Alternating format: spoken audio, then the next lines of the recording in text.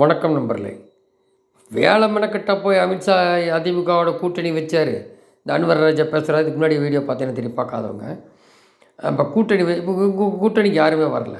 இப்போ அண்ணாமலை இருக்கும்போது பாத யாத்திரைலாம் போய் பயப்பரண்டா கிளி கிழிச்சு ஊழலை வெளியில் கொண்டு வந்தார் திமுக. ஒன்றுமே பண்ண முடியல. அந்த கேஸ் போட போகிற டிஆர் போல என்ன பண்ணே தெரில. அவரெல்லாம் சாதாரணமாக இருந்தவர் ஒரு டிரைவர் மாதிரி இன்றைக்கி அவ்வளோ டிஸ்டிலரியும் அதுவும் இவ்வளோ வந்திருக்கு அப்படின்னா பையன் இப்போ மந்திரி இவர் எல்லோரும் இதுதானே சுதந்திரமான வந்து இவங்களுக்கு மட்டும் எப்படி தனியாக எப்படி சம்பாத்தியம் கொள்ள 13 வருஷம் மேலே டெல்லியில் இருந்த மந்திரியா நம்மளும் எல்லாமே சொல்லியிருக்காரு. ஸோ இப்படி பயப்படாக போட்டு கிழிச்சு இப்போ சொல்லிட்டு எச்ராஜா கூட சொல்லியிருக்காரு. எல்லாம் நாளாக ஒருத்தருக்கு உள்ளே போய் கம்பி எண்ண வேண்டி தான் சுக்குநூறு ஆக்கும் டிஎம்கே ஆக போகுது அதாவது அடுத்த வருஷம் மே மாதம் சொல்கிறார். அதாவது இப்போவே எல்லாம் செஞ்ச மாட்டாங்க, டைம் எடுக்கும். இப்போ இந்த மாதிரி போட்டு கிழிச்சிட்டு இருந்து அவருக்கு வந்து 2 திராவிடம் வேண்டான்னு சரி என்ன பண்ணுறது எது என்னமோ கொல்லி சொல்கிற மாதிரி திமுக அடித்து சுத்தமாக காலி பண்ணணும், அப்புறம் பார்த்துக்கலாம் மற்றதெல்லாம் அப்படிங்கிறத இப்போ அதில் தான் நிற்கிது.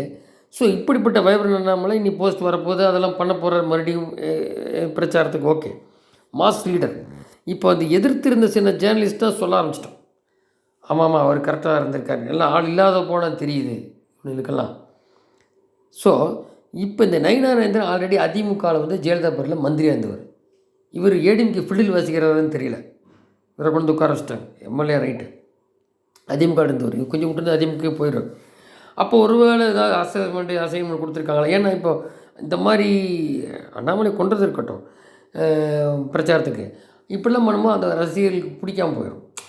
என்னடா அப்போது ஓட்டு எங்கே போகும்? அப்போ ஒழுக்கமாக இவர் வந்து அட்லீஸ்ட்டு அண்ணாமலை இப்போ சில இடத்துல கூப்பிடலான்றாங்க. அவர் நான் தனி மனிதன் அடிமையிலன்னு சொன்னார், வீடியோ போட்டு பார்த்துருப்பேன்.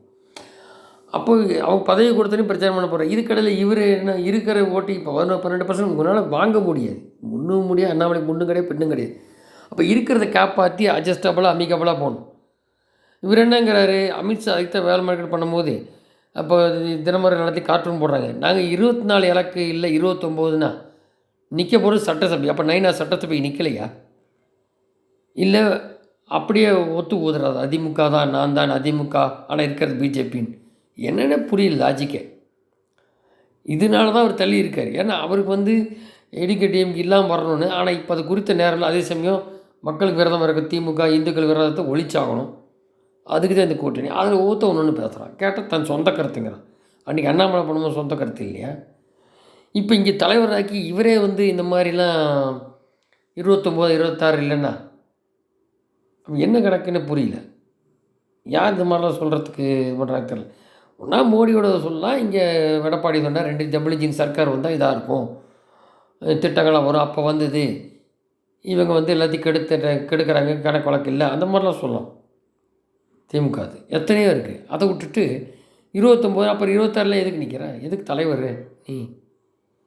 இது தமிழ் செயல்முறைகளோட மோசமாக இருக்கேன் வார்த்தை பேசுகிறது. இல்லை தெரிஞ்சு தான் பேசுகிறாங்களா? அதுதான் இதில் தான் இப்போது 8 மாதம் முடி கரெக்டாக கொண்டு போகணும்.